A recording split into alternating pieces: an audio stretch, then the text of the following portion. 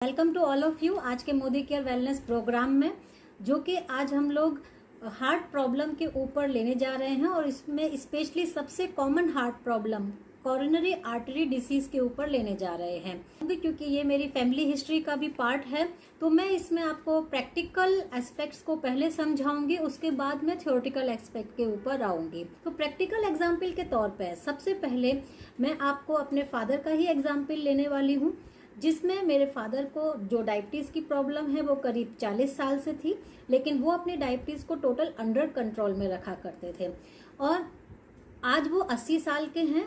आज तक भी उनको कोई भी हार्ट से रिगार्डिंग प्रॉब्लम हुई नहीं है। उसका एक ही रीज़न है, क्योंकि वो अपनी डायबिटीज़ को अंडर कंट्रोल रखते थे, अपना रूटीन चेकअप रेगुलर बेसिस पे कराते थे। एनुअल चेकअप तो वो लेते ही थे। एनुअल चेकअप में वो स्पेशली डायबिटीज से रिगार्डिंग जितने भी कॉम्प्लिकेशन होते हैं, जैसे आंखों का चेकअप हो गया, आपके हार्ट का चेकअप हो गया, इसके बाद किडनी का चेकअप हो गया, ये बेसिक चेकअप को वो एनुअल बेसिस पे कराते थे और डायबिटीज को वो रेगुलर मंथली बेसिस पे जज करते थे कि उनकी डायबिटीज सही है कि नहीं। और 3 महीने की भी जो डायबिटीज का एवरेज है HbA1c उसको भी वो ठीक रखते थे। ये सभी कंडीशंस डायबिटीज के साथ उनकी सही रहती थी, इसके लिए उनको कभी हार्ट से रिगार्डिंग प्रॉब्लम हुई नहीं। उनका ना तो कभी कोलेस्ट्रॉल बढ़ा निकला, ना ही उनका कभी ट्राइग्लिसराइड बढ़ा निकला, ना ही उनका कभी LDL लेवल बढ़ा निकला और HDL लेवल तो उनका 50 के ऊपर होता है। 50 के ऊपर तो आज की डेट में बहुत कम लोगों का HDL होता है, जो कि गुड कोलेस्ट्रॉल माना जाता है। उनका हमेशा 50 के ऊपर रहता है। तो इन सब चीज़ों के जो फैक्टर्स हैं, ये आखिर में ऐसा क्यों हो पाया, उसके लिए उनके डायबिटीज कंट्रोल का होना सबसे ज़्यादा इम्पोर्टेंट था। सेकंड में वो जो लाइफ स्टाइल जीते थे वो बहुत परफेक्ट जीते थे। परफेक्ट इन द मीन्स खाना खाते हैं तो जुडिशियल डिसीजन से खाना खाते थे, यानी कि अगर कोई भी खाना हम लोग ले रहे हैं, अगर बाहर के आउटसाइड ईटिंग कर रहे हैं तो वो छोटे अमाउंट में लेते थे, घर का पूरा बना हुआ ही खाने को खाते थे। कभी ऐसा नहीं करते थे कि बाहर के खाने से पेट भरना है। हर चीज़ को टेस्ट करते थे, ऐसा नहीं है कि उन्होंने कोई चीज़ छोड़ी थी। जो भी वो खाना खाते थे उसके साथ में उन्होंने डायबिटीज़ की जो मेडिसिन सेट की थी, दोनों के कॉम्बिनेशन से उनकी डायबिटीज़ हमेशा अंडर कंट्रोल में रहती थी। 4 किलोमीटर वो हमेशा टहलते जरूर थे। ये सब जो उनकी लाइफ में था उसकी वजह से उन्होंने एक बहुत अच्छी लाइफ को जिया है डायबिटीज़ के बाद भी। और उनको स्ट्रेस लेवल बहुत हाई था, क्योंकि हम लोग 5 बहनें थे और 5 बहनों में केवल बहनें ही थे, हम लोग के ब्रदर कोई नहीं है।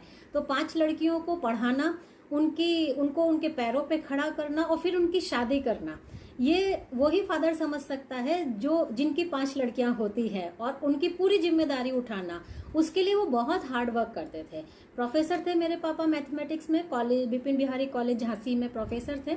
और जो 9 से 5 की ड्यूटी होती है जॉब की, वो किया करते थे। जॉब में जाने से पहले ट्यूशन पढ़ाते थे, जॉब से आने के बाद में ट्यूशन पढ़ाते थे कि मैं अपनी बेटियों की एजुकेशन अच्छी कर सकूं, उन्हें इस लायक बना सकूं कि वो अपने पैरों पे खड़ी हो जाएं, और फिर उसके बाद उनकी शादी के लिए भी जो अमाउंट जोड़ना है मैं वो जोड़ सकूं। यानी मैं आपको ये बात क्यों बता रही हूँ कि कितना स्ट्रेस था उनके ऊपर।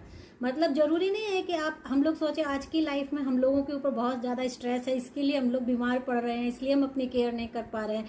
बट उस टाइम में उनके ऊपर भी कितना बड़ा स्ट्रेस था, जो उन्होंने बखूबी अपनी सारी ड्यूटीज़ को निभाया और उसके साथ भी अपने हेल्थ को मेंटेन करने के लिए डाइट पर ध्यान दिया, वॉक पे ध्यान दिया और अपने स्लीपिंग पैटर्न पे ध्यान दिया। कभी उनका स्लीपिंग पैटर्न नहीं बदला। 9:30 डॉट वो सो जाते थे, सुबह 6 o'clock डॉट वो उठते थे। कभी भी स्लीपिंग में कभी ऐसा नहीं कि लेट नाइट स्लीपिंग हो रही है या देर से उठ रहे हैं, या हम लोगों का जो मंडे टू फ्राइडे का पैटर्न होता है वो अलग होता है। सैटरडे संडे हम लोग ज़्यादा सोते हैं कि ज़्यादा काम कर लिया तो हम लोग अब आराम से रिलैक्स करेंगे, तो ऐसे पैटर्न उनकी लाइफ में नहीं थे।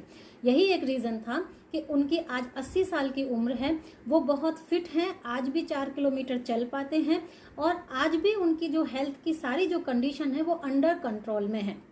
बाकी उनके हेल्थ में जो अदर इश्यूज आए वो हार्ट से रिगार्डिंग नहीं आए, लेकिन उन चीज़ों से रिगार्डिंग आए जो उनकी आदत में खराब थी। जैसे स्ट्रेस की वजह से वो स्मोकिंग करते थे और चाय बहुत पीते थे, हर 2 घंटे में वो चाय पिया करते थे, तो उनको बाद में जाके प्रोस्टेट कैंसर का होना, इंटेस्टाइन अल्सर का होना और गिरने की वजह से ब्रेन में क्लॉट का होना, वो सब उनको दिक्कत आई। उनका भी उन्होंने अर्ली स्टेज में तुरंत ट्रीटमेंट लिया, तुरंत सिम्टम्स को पहचाना, उसके इमीडिएट ऑपरेशंस करा पाए, क्योंकि उनकी डायबिटीज कंट्रोल में रहती थी। इस वजह से उनको ऑपरेशन भी तुरंत उनके हो पाए। नहीं तो ऑपरेशन होना आसान नहीं है। अगर जिसकी डायबिटीज कंट्रोल नहीं है उसको तो कोई हाथ नहीं लगा सकता ऑपरेशन के केस में, और इमरजेंसी में तो और खतरनाक सिचुएशन हो जाती है। तो हर डायबिटीज कंट्रोल होने का इतना बड़ा फायदा हुआ कि उनकी रिकवरी में भी और उनकी हेल्थ को मेंटेन करने के लिए सभी के लिए उनकी वो चीज काम आई। तो लाइफस्टाइल काम आई, डायबिटीज कंट्रोल काम आई, साथ में उनका एनुअल चेकअप काम आया। ये सभी चीजें मिलकर ही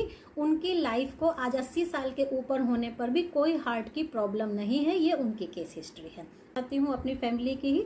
नेक्स्ट केस हिस्ट्री मेरे हस्बैंड की है। मेरे हस्बैंड को डायबिटीज के करीब 15 साल ही हुए हैं। जैसे मेरे पापा को 40 साल हो गए थे, तो मेरे हस्बैंड को मात्र अभी 15 साल ही हुए हैं। जॉब के टाइम में जब उनकी जॉब लगी थी शादी से पहले ही, तब 25 साल की उम्र में जो मेडिकल चेकअप होता था उसमें ही उनकी डायबिटीज डायग्नोज हो गई थी। बट उन्होंने डायबिटीज को सीरियसली नहीं लिया, बिल्कुल भी सीरियसली नहीं लिया। उन्हें लगा कि ये तो सबको होती है तो मुझको भी हो गई है। उन्होंने दवाइयाँ जरूर चालू करा ली, बट उसका कोई भी, जैसे हम लोग बोलते हैं, चेकअप करके ये देखना है क्या चीज़ कंट्रोल में है क्या चीज़ नहीं है, उस पर उन्होंने कोई चीज़ का ध्यान नहीं रखा।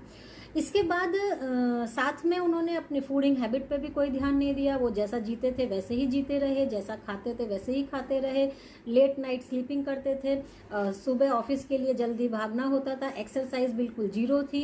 इस तरीके से कंप्लीट और स्ट्रेसफुल लाइफ बहुत ज़्यादा थी। इन सभी चीज़ों को लेते उनकी जो बॉडी पे इफेक्ट हुआ वो ये हुआ कि 35 की एज में ही उनको आंखों पे उसका साइड इफेक्ट आ गया, उनका रेटिना पे इफेक्ट आ गया, जिसकी वजह से उनकी आंखों का लेंस बदलवाना पड़ा। फिर 39 की एज में उनको ब्लॉकिंग हार्ट की चालू हो गई, और जो उनको पहला सिम्टम जब आया, जब जीने चढ़ते समय उनकी पसीना छूटा, उनकी स्वेटिंग जब उनको हुई, तब उस टाइम में जब उनके चेकअप कराए तो उसमें पता चला कि उनको हार्ट ब्लॉकेज है। ब्लॉकेज जब उनके फाइंड आउट हो गए तो हम लोगों ने किसी और सिचुएशन का वेट नहीं किया। जैसे ही पता चल गया था कि ब्लॉकेज है और ज़्यादा ब्लॉकेज है, तो डायरेक्ट स्टंटिंग हम लोगों ने करा लिया था। जो डॉक्टर ने उस वक्त हम लोग को एडवाइस किया, स्टंट डलवाना, एंजियोप्लास्टी कराना, वो हम लोगों ने करा लिया। देन सेकंड उसमें जब उनको ये होश आया कि अरे मैं हार्ट का पेशेंट बन चुका हूँ और मुझे ये तकलीफ हो चुकी है, तब जाके उन्होंने अपनी डायबिटीज़ को कंट्रोल करना चालू किया। फिर उन्होंने वही चीज़ें सब कंट्रोल करी कि डाइट को ठीक किया, एक्सरसाइज वगैरह करना शुरू करा, स्लीपिंग पैटर्न को ठीक किया, सभी वही चीज़ें ठीक की जो उनकी खराब थी, जिसकी वजह से उनकी 40 यूनिट जो है डायबिटीज़ की छूटना शुरू हो गई और उनकी डायबिटीज़ भी कंट्रोल होने लगी, उनकी मेडिसिन भी कम होने लगी। अपार्ट उसके बाद 1 साल के बाद क्या होता है, रेगुलर जो हम लोग चेकअप कराते हैं, तो फिर बाद में जो डॉक्टर हैं वो मेडिसिन की डोज को कम करते हैं। जब मेडिसिन की डोज उनकी कम की गई, जब हार्ट से रिगार्डिंग जो उनकी एंजियोप्लास्टी हुई थी, जैसे ही उनकी मेडिसिन की डोज कम हुई तो 7 दिन के अंदर उनके आर्टरी के अंदर एक बहुत बड़ा क्लॉट डेवलप हो गया, ब्लड का क्लॉट डेवलप हो गया, जिससे उनकी आर्टरी जो है वो ब्लॉक हो गई। और वो ब्लॉक होने की वजह से उनको कार्डियक अरेस्ट पड़ा 1 साल के बाद ही। और जैसे ही कार्डियक अरेस्ट पड़ा, बस भगवान की दया थी हम लोग की कि हम लोग हॉस्पिटल के अंदर थे और सब चीज़ें अंडर कंट्रोल में लेते हुए उनको स्ट्रेट लाइन तक आ गई थी। और स्ट्रेट लाइन के बाद वो रिवाइव कर गए थे। वहाँ सब डॉक्टरों की मदद से और सबकी दुआओं की मदद से बहुत जल्दी उनका सब कुछ ठीक हो गया। तो एक इतना बड़ा कार्डियक अरेस्ट जो कि स्ट्रेट लाइन लेके आ गया, और जो डॉक्टर हैं उन्होंने जिन्होंने मेरे हस्बैंड की जान बचाई थी, उन्होंने खुद उनके ऊपर पेटेंट फाइल किया है कि स्ट्रेट लाइन से कोई रिकवर नहीं हो सकता। उनकी स्ट्रेट लाइन होने के बाद वो रिकवर हो गए थे, और दुबई में उन्होंने प्रेजेंटेशन भी किया था मेरे हस्बैंड के हार्ट के केस को लेके। तो ये उनको हुआ था कार्डियक अरेस्ट, और उसके बाद भी वो लाइफ उन्होंने अच्छी सर्वाइव की। और उसके बाद डॉक्टर ने देखा कि मेरे हस्बैंड की केस हिस्ट्री में ब्लड क्लॉट जल्दी बनते हैं, उनकी फैमिली हिस्ट्री में हार्ट की प्रॉब्लम रहती है, और जिसकी वजह से उनको ब्लड क्लॉट जो नॉर्मल इंसान के बनते हैं उससे कई गुना गाढ़ा खून उनका होना शुरू हो जाता है। तो उन्होंने एक जो ब्लड थिनर की जगह 2 ब्लड थिनर उन्होंने लगाए, और उन्होंने बोला कि लाइफ लॉन्ग अब आप 2 ब्लड थिनर पे ही लीजिएगा, इस दवाई को आप कम नहीं कीजिएगा। ये हो गया। साथ में उन्होंने मेडिकल हिस्ट्री में ये देख लिया था कि इनके केस में ब्लड क्लॉटिंग ज़्यादा तेजी से बढ़ रही है, तो इनका चेकअप भी टाइम टू टाइम जरूरी है। तो हम लोगों को अवेयर कर दिया था उन्होंने कि आप 1 साल बाद फिर से एंजियोग्राफी करा लेना। ओके, एंजियोग्राफी से ही एग्जैक्ट हार्ट की सिचुएशन पता चलती है अंदर से कि वो कितना परसेंटेज ब्लॉक है। अगर ब्लॉक है तो वहीं से पता चलेगा, बाकी और कोई टेस्ट नहीं होता है। आजकल एंजियोग्राफी होती है ये आपकी 4D स्कैन के माध्यम से भी होने लगी है कलर्ड में, और जिसमें विदाउट डाई के भी, विदाउट वायर डाले भी आप 4D स्कैन द्वारा करा सकते हैं। मेरे अभी मदर इन लॉ का हम लोग ने 4D स्कैन द्वारा ही कराया था। तो इस तरीके से आप अपने हार्ट की सिचुएशन को फाइनली पता कर पाते कि अंदर कोई ब्लॉकेज तो है नहीं। हम लोगों ने साल भर बाद उसको चेक कराया। चेक कराने से फिर पता चला कि अगेन फिर से हार्ट की मेन आर्टरीज में फिर से बहुत बड़े बड़े ब्लॉक आ गए हैं, और उसमें 2 थिनर के बाद भी उनके केस में वो थिनर कोई खास काम नहीं कर रहे हैं, क्लॉट फिर से डेवलप हो गए हैं। जब ये पता चला उसके जैसे ही हम लोगों ने हॉस्पिटल में उनको एडमिट किया था और उनकी क्लॉटिंग के बारे में पता चला, इतना इमीडिएट हमको डिसीजन लेना पड़ा कि वो हॉस्पिटल में रहे और मैं उनकी फाइल लेके और 3-4 जो डॉक्टर से मुझे सेकंड ओपिनियन लेनी थी कि उनकी वीडियो में ले जाऊं जो डॉक्टर ने निकाली एंजियोग्राफी में, उनके फोटोग्राफ्स ले जाऊं जो उन्होंने निकाले, और 3-4 डॉक्टर जो मुझे लग रहा था कि बाईपास सर्जरी बाद में जाके करेंगे।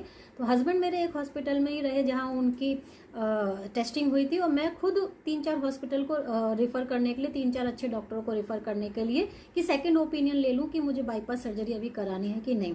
जितने भी एक दिन के अंदर मैंने 3-4 डॉक्टर को रिफर किया और तुरंत उन्होंने बोला कि इनके केस में इमीडिएट बाईपास सर्जरी ही है, आप इनको घर भी नहीं जाने दीजिएगा। बाईपास सर्जरी हो गई। सर्जरी के बाद काउंसलर का बहुत बड़ा रोल रहा। काउंसलर ने हम लोगों को बहुत अच्छी तरीके से ये समझाया कि जब आपकी एक बार हार्ट सर्जरी हो जाए तो आपको बस ये समझना है कि अब आपकी नई जिंदगी है, पुराना सब चीज़ आपको भूल जाना है। आपके साथ क्या हुआ था या अब क्या हो रहा है वो पूरी तरीके से आप भूल जाना। आप कम से कम गेस्ट अटेंड करना, ऐसे ही गेस्ट अटेंड करना जो फालतू की बातें ना करें, अरे इतनी कम उम्र में आपके साथ ये हो गया, इस तरीके की कोई आसपास बातें नहीं चाहिए उनकी रिकवरी के लिए। तो ये आपको ध्यान देना है, फ़ोन पे इस तरह की बातें नहीं करनी है, घर में इस तरह का कोई माहौल नहीं बनाना है। ये इनका नया जन्म होगा जो अभी रिकवरी के लिए उनको चाहिए, और इस जन्म को ऐसे ही स्वीकार करना है जैसे कि एक बच्चे ने जन्म लिया है, और फिर उनको वो नई लाइफ देनी है। ये चीज़ एक बहुत बड़ी काउंसलिंग उन्होंने हम लोगों को दी, और जिसकी वजह से ही हम लोगों ने बाईपास सर्जरी के बाद अपने घर में ऐसा माहौल बना के रखा कि कुछ नहीं हुआ है, और इस चीज़ का रियलाइजेशन भी नहीं होने दिया, और बाकी जो खाना पीना और सब कुछ था वो सब उनका चलता रहा। आज उनका फिटनेस लेवल बहुत अच्छा है, और हार्ट की इतनी सारी ऑपरेशन के बाद भी, यानी 2 बार स्टंटिंग और 1 बार बाईपास सर्जरी होने के बाद भी आज भी उनकी हार्ट फंक्शनिंग बहुत अच्छी है। 60% उनकी हार्ट फंक्शनिंग हो चुकी है। तो मेरा कहने का मतलब क्या है कि हार्ट की समस्या उनको आना जेनेटिक प्रॉब्लम है।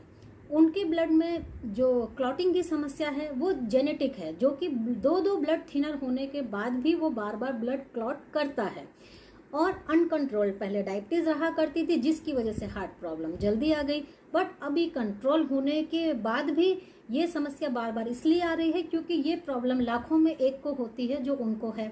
बाईपास सर्जरी और एंजियोप्लास्टी में अंतर क्या होता है? एंजियोप्लास्टी जो होती है उसमें स्टंट पड़ता है, वो उसके अंदर छोटा स्पेस होता है, उसके अंदर अगर क्लॉट डेवलप बार बार हो रहा है तो वो सक्सेसफुल नहीं हो पाती है। लेकिन जो बाईपास सर्जरी होती है उसमें हमारे हाथ या पैर की कोई नस को लिया जाता है और उसको इस तरह से हार्ट के अंदर ग्राफ्ट किया जाता है कि पर्टिकुलर उस ब्लॉकेज को छोड़ के वो नया ग्राफ्ट बना दिया जाता है, तो हार्ट को एक नई लाइफ मिल जाती है, उसको नया बाईपास मिल जाता है, जिससे हार्ट की जो फंक्शनिंग है ये बहुत अच्छी हो जाती है। तो अब बाईपास के बाद जो क्लॉटिंग इतनी जल्दी नहीं बनेगी क्योंकि जो आर्टरीज हो जाती हैं या जो भी नस डलती है वो चौड़ी होती है, तो बहुत जल्दी ब्लॉकेज अब आने की संभावना नहीं रहती है। फिर भी एनुअल चेकअप के लिए, वीकली मंथली चेकअप के लिए या जो भी हमको चेकअप करने हैं उन सबको हम टाइम पर देखते रहते हैं, और कब दोबारा चेकअप की ज़रूरत है, कब दोबारा हमको ऑपरेशन के लिए जाना पड़ जाए, उन सब के लिए भी पहले से अवेयर रहते हैं, उसमें बिल्कुल भी लापरवाही नहीं करते हैं। कुल मिला के मैं आपसे यही कहूँगी कि 3-3 बार हार्ट में प्रॉब्लम आने के बाद भी उनकी लाइफ इसलिए बच सकी क्योंकि जो भी हम लोगों ने डिसीजन लिया वो बहुत टाइम पर लिया, और हार्ट अटैक से पहले ही लिया। कार्डियक अरेस्ट में तो हम लोग कुछ नहीं कर सकते थे, बाकी और चीज़ों में हम लोगों ने किसी भी चीज़ की लापरवाही नहीं की। जो इमीडिएट एक्शन लिया वो हम लोगों ने तुरंत लिया। इसकी वजह से उनका हार्ट फेलियर नहीं हुआ है। हार्ट फेलियर नहीं हुआ है तो हार्ट का परसेंटेज काम करने का आज भी वही है जो एक नॉर्मल इंसान का होता है। तो मैं आपसे अब यहाँ पर एक क्वेश्चन पूछूंगी। ये क्वेश्चन पूछूंगी कि यहाँ पर मेरे पूरे हस्बैंड की केस हिस्ट्री में सबसे इम्पॉर्टेंट स्टेप्स आपको क्या लगे, या किसी भी हार्ट पेशेंट के लिए सबसे इम्पॉर्टेंट स्टेप्स क्या हो सकते हैं जो उन्हें ध्यान देना चाहिए? या हु विल रिप्लाई? या कविता जी? मैम रेगुलर आप चेकअप करवाते रहे। यस। तो चेकअप का जो आपने काम करा ना वो आपने टाइम टू टाइम करवाया, तो आप डिसीजन भी ले पाए और सब कुछ आपको प्रॉपर मालूम चलता रहा। Yes. तो सबसे अच्छा है कि हम अवेयर रहें, चेकअप करवाते रहे। Yes yes. तो आप लोगों को आज तक के मैंने जितने भी सेशन लिए हैं उसमें आप लोगों ने एक चीज नोट की होगी कि मैंने सबसे ज्यादा जोर चेकअप पे दिया है। ये बात आप लोगों ने नोट की होगी कि मैंने कभी किसी सप्लीमेंट प्रमोशन पे ज्यादा जोर नहीं दिया है। मैंने अगर जोर दिया है हमेशा तो सबसे ज्यादा सिर्फ चेकअप पे किया है। क्यों? क्योंकि उन्हीं चेकअप के माध्यम से मेरे फादर अपनी लाइफ को अच्छा जी सके और उन्हीं चेकअप के माध्यम से मैं अपने हस्बैंड की लाइफ को बार बार बचा सके। और हम लोगों में से हर व्यक्ति, हम लोग बोलते हैं ना लास्ट स्टेज में आप सोचो हार्ट अटैक आपको हो रहा है, आपको पता ही नहीं चला, अचानक से हार्ट अटैक हो रहा, ऐसा नहीं होता है। ऐसा कंडीशन बहुत ही ज्यादा कम होती है। लेकिन पहले क्या शुरू होता है? पहले शुरू होता है आपका कोलेस्ट्रॉल बढ़ा हुआ है, आपका ट्राइग्लिसराइड बढ़ा हुआ है, आपका एलडीएल लेवल बढ़ा हुआ है, आपका एचडीएल लेवल कम है। ये सब कंडीशनें आपके साथ पहले चलती हैं। मेरे हस्बैंड की भी जब पूरी अनकंट्रोल डायबिटीज रहा करती थी, 10 साल उनकी यही कंडीशन चला करती थी कि सब कुछ बढ़ा हुआ है लेकिन फिर भी अपने आप को ठीक करने पे ध्यान नहीं दे रहे। और ये ध्यान नहीं दे रहे हैं, इसके लिए क्या हो रहा है? आर्टरीज के अंदर प्लाक जमना शुरू हो रहा है, ब्लॉकेज बनना शुरू हो रहा है। और जब वो ब्लॉकेज आपके बढ़ गए, उस कंडीशन में कोई भी खून का एक थक्का बना और वो अगर आर्टरी के बीच में फंस गया, उस ब्लॉकेज में फंस गया, तो पूरे जो आर्टरी है ये ब्लॉक हो गई और हार्ट को ऑक्सीजन की या ब्लड की जो है वो सप्लाई नहीं मिली और हार्ट डैमेज चालू हो गया। लेकिन ये चीजें हम लोगों को पहले से, इसीलिए हम लोग बोलते हैं लिपिड प्रोफाइल टेस्ट आज की डेट में सबसे पहली प्रायोरिटी है आपके रूटीन चेकअप में। जैसे कई लोग क्या डायबिटीज चेकअप करा लेते हैं, थायराइड चेक करा लेते हैं, बीपी चेक करा लेते हैं, लेकिन बहुत सारे लोग ऐसे हैं जो लिपिड प्रोफाइल टेस्ट नहीं कराते हैं। आज की डेट में 20 साल के ऊपर आप लिपिड प्रोफाइल टेस्ट एनुअली ले लीजिए। 20 साल के ऊपर, मैं 20 साल के ऊपर इसलिए कह रही हूँ क्योंकि मैं आपको जो अभी 2 केस हिस्ट्री सुनाने जा रही हूँ उससे आपको और पता चल जाएगा कि 20 साल के ऊपर मुझे एनुअल चेकअप में ये क्यों लेना है। ओके। इसमें मेरे हस्बैंड जब एडमिट थे कार्डियक अरेस्ट के टाइम में, उनके बगल में एक 25 साल का लड़का था जो कि हार्ट अटैक के केस में आया था और उसकी लाइफ भी नहीं बची थी। वो बाद में खत्म हो गया था, मर गया था बाद में वो। तो 25 साल का जो लड़का जो हार्ट अटैक से गया था, उसका जब डॉक्टर होते ना, मैं यहाँ बैठी हूँ अपने हस्बैंड के पास और वहाँ डॉक्टर उसको बता रहे हैं उसकी फैमिली को कि क्यों ऐसा हो गया, तो बाद में उन्होंने यही बताया बच्चों की जो आजकल लाइफ स्टाइल, जो फूडिंग हैबिट और जो चीज़ें चल रही ना, लेट नाइट तक जागना, पूरे टाइम मोबाइल में रहना, पोस्चर को खराब रखना, फूडिंग हैबिट्स को खराब रखना, ये सब छोटी मोटी चीज़ें नहीं हैं। ये सेकेंडरी लाइफ स्टाइल की वजह से उनकी जो आर्टरी, हम लोगों की आर्टरीज होती हैं, ये फ्लेक्सिबिलिटी चली जाती है उनकी, और जिसकी वजह से उसको हार्ट अटैक हुआ। ओके, सो ये चीज़ बहुत ज़रूरी है। एक मैं आपको केस हिस्ट्री और बताती हूँ। मेरे खुद के जो मैं बोलती हूँ ना, हेयर फॉल भी बहुत ज़्यादा हुआ तो मैं ब्लड टेस्ट कराने के लिए बोल देती हूँ कि एक चेकअप ले आओ मेरे सामने, क्योंकि मैं इन चीज़ों को कभी प्रोडक्टों से काउंट नहीं करती हूँ। मैं इन चीज़ों को बहुत सीरियस लेके काउंट करती हूँ क्योंकि बहुत सीरियस केस हिस्ट्रीज मैंने देखी हैं। तो मैं एक हेयर फॉल के लिए भी बहुत ज़्यादा सीरियस होती हूँ कि अगर किसी को बहुत ज़्यादा हेयर फॉल है, गंजापन शुरू हो चुका है, बाल आपके इतने जा रहे हैं, तो आप सीरियस हो जाओ कि सिर्फ अब वो हेयर फॉल नहीं बचा, वो आपकी बॉडी के अंदर ऐसे बहुत सारी चीज़ें हो चुकी हैं जो और भी ज़्यादा खतरनाक हो सकती हैं। तो मैं पूरा चेकअप लेती थी। एक हेयर फॉल का मेरे पास ऐसा ही केस आया जिसका पीछे के बाल जाना शुरू हो गए थे, सामने के थे, तो वो उसने बहुत डॉक्टरों का इलाज करा लिया था। वो मेरे पास आया, मैडम मुझे हेयर फॉल का आप अपना कोई ट्रीटमेंट दे दो। मैंने कहा तुम्हारी ये कंडीशन है, वही मेरे गिने चुने क्वेश्चन होते हैं लाइफ स्टाइल के ऊपर। मैंने पूछना चालू किए, खाते कैसे हो, सोते कितने बजे हो, न्यूट्रिशन वैल्यूज तुम्हारी बॉडी में कितनी जाती है, सारी जब पूछना शुरू की तो सब कुछ बिगड़ा हुआ था। और हेयर की कंडीशन ऐसी थी। इन क्वेश्चन को पूछने के बाद मैंने कहा अब मैं तुम्हारे को आगे तभी देख पाऊंगी जब तुम मेरे सामने टेस्ट रिपोर्ट लाओगे, क्योंकि ऐसी कंडीशन में अगर मैं तुम्हें बोलूँ मल्टीविटामिन खा लो, प्रोटीन खा लो, कैल्शियम खा लो, ये तुम्हारी बॉडी और कॉम्प्लिकेशन से भी गुजर सकती है। तुम पहले अपना टेस्ट रिपोर्ट लाओ, उसके बाद ही मैं तुम्हें आगे फर्दर डिसीजन बताऊंगी कि क्या करना है। उसको सारे टेस्ट बोले मैंने, एनुअल चेकअप का फुल मेरे पास लेके आओ, क्योंकि अगर तुम्हें थायराइड निकल के आ रहा है, तुम्हें डायबिटीज निकल के आ रही है, उसकी दवाइयाँ तुम्हारी नहीं लगी हैं, या कोई और प्रॉब्लम आ रही है, तो मेरी दवाई या सप्लीमेंट आपको क्या असर करेंगे? कुछ असर नहीं करेगा, तुम्हारी कंडीशन इतनी बिगड़ी हुई है। उसने अपना पूरा चेकअप कराया, मैं देखती रह गई। उसकी ट्राइग्लिसराइड इतना ज़्यादा बढ़ा हुआ था, LDL इतना ज़्यादा बढ़ा हुआ था, सब 300 के ऊपर जा रहा था। पूरी रिपोर्ट बिगड़ी पड़ी हुई थी उसकी। और उसके बाद मैंने उसको डॉक्टर से मिलने के लिए कहा, इन सब की आप दवाइयाँ चालू कीजिए, अपने लाइफ में चेंज चालू कीजिए, और उसके बाद ये जो मैं दे रही हूँ ये आप अपना साइड में कीजिए, बट इसका असर आने में अब समय लगेगा, क्योंकि आपकी हेल्थ कंडीशन इतनी वर्स्ट है इस वक्त और आपको ध्यान देना है। उसने मेरी बात सुनी, अपनी चीज़ों को जो भी वो चेंज कर सकता था किया। दो महीने बाद ही उसने डिसीजन लिया कि मैं अपना खुद का ध्यान नहीं रख पा रहा हूँ, मैं शादी कर लेता हूँ। 25 साल का ही था, ज़्यादा उसकी भी उम्र नहीं थी। उसने अपनी मैरिज भी कर ली। मैरिज करने के 20 दिन बाद उसको कोरोना हो गया, और कोरोना के बाद उसकी डेथ हो गई। क्यों? क्योंकि उसकी हार्ट की कंडीशन ऑलरेडी, उसको ट्राइग्लिसराइड इतना बढ़ा हुआ था कि ऐसे में हम लोग बोलते हैं ना, जो कोरोना के केस में चल रहा है कि क्लॉट बनने के चांस रहते हैं, क्लॉट बनने के चांस रहते हैं। जब किसी की आर्टरीज में ऑलरेडी इतना ब्लॉकेज बना हुआ, उस वक्त कंडीशन में कोई भी अगर क्लॉट बनेगा तो फिर क्या होगा? हार्ट अटैक ही पड़ेगा। तो these are very serious situations, और जिनको हमें स्टार्टिंग से देख लेना है। ये कोई एक दिन की कंडीशन नहीं है। ये जब सालों साल हमारी सेहत खराब रह रही है, सालों साल हमारी जो हैबिट्स हैं वो हम लोग सालों साल खराब रख रहे हैं, एक्टिव नहीं है, एक्सरसाइज नहीं है, फूडिंग हैबिट ठीक नहीं है, जितनी न्यूट्रिशन वैल्यू बॉडी को चाहिए उतनी नहीं देते हैं, स्ट्रेसफुल लाइफ बहुत ज़्यादा जीते हैं, बहुत सारी चीज़ें हैं, वो अगर संग में चलेंगी तो हेल्थ की कंडीशन वर्स्ट हो सकती है। लेकिन कैसे पता चलेगा हमारी हेल्थ की कंडीशन वर्स्ट हुई है कि नहीं? चेकअप। अगर आप एनुअल चेकअप में हैं तो आप अपने ऊपर ध्यान दे सकते हैं कि हाँ मुझे ये चीज़ कम करनी है, और मैं इसको सीरियसली लूँ, मैं सीरियसली ही लूँ, क्योंकि वो बाद में जाके हमारे लिए बहुत ज़्यादा नुकसानदायक हो सकता है। ओके, जिंदगी एक सफ़र है सुहाना, कल क्या हो किसने जाना। तो क्या है, कल क्या हो ये हमें ही जानना है। कल क्या होगा वो भगवान के भरोसे नहीं छोड़ना है। कल क्या होगा वो आप आज जो हेल्थ की आपकी रीडिंग है, जो आपकी टेस्ट रिपोर्ट है, जो आपकी लाइफ स्टाइल है, वही आपका कल डिसाइड करेगी। तो ये गाना जिंदगी के लिए अच्छा है, बट हार्ट के लिए अच्छा नहीं है, हेल्थ के लिए अच्छा नहीं है।